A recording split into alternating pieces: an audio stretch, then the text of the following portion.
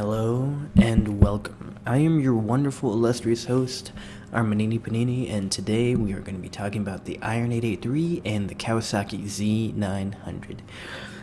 Now, you may be looking at me and thinking, why is this guy comparing these two motorcycles? Out of all the motorcycles in the world, these are probably the two furthest away, well, maybe not the furthest, but they're pretty far away from each other on the spectrum of, hey, I want that bike versus this bike, right?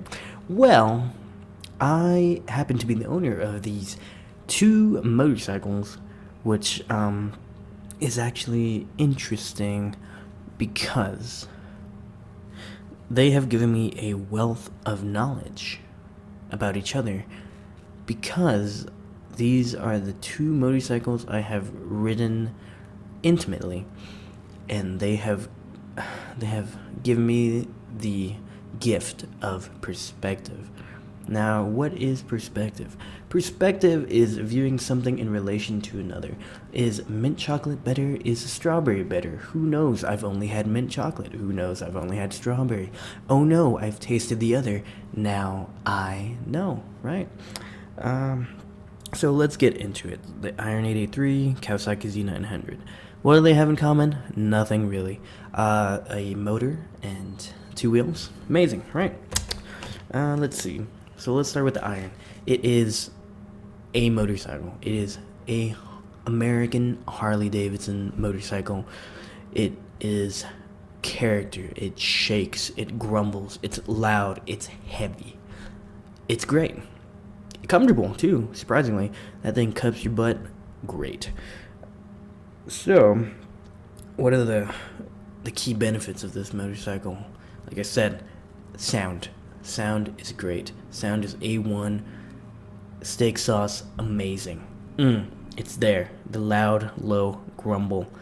Where you want it, when you need it. Awesome. It is a wonderful platform to have if you want a motorcycle that is essentially like a Lego kit. You can build anything you want with a Sportster. It's been around for so long. There's so many parts. There's so many things you can do to it. It's great. It feels...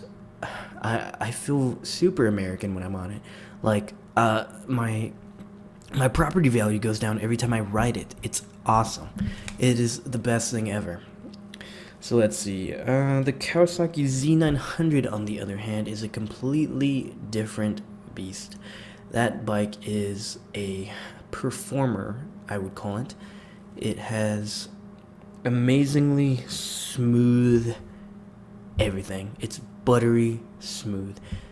And you feel, it feels great.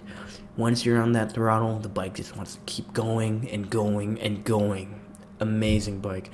It actually leans into corners. Like, you can lean into a corner, which is it's wonderful being able to turn turn with more aggressiveness than, let's say, a cruiser would be able to. But that is another key aspect into perspective. I wouldn't have known that if, let's say, I had just ridden cruisers my whole entire life. I mean, I'm not saying you have to switch back from one to the other, but if you ever have the chance to, definitely take it. Go test ride some bikes, test drive a bagger, test drive a fucking cruiser, an ADV bike if you're tall enough, if you feel enough to it, maybe a little mini moto, everything under the sun. I myself need to start taking a look at these other bikes. It unlocks a wealth of knowledge about you, yourself, and how you feel about motorcycling in general. If you're able to take a look at some other bikes, I mean, it wouldn't hurt.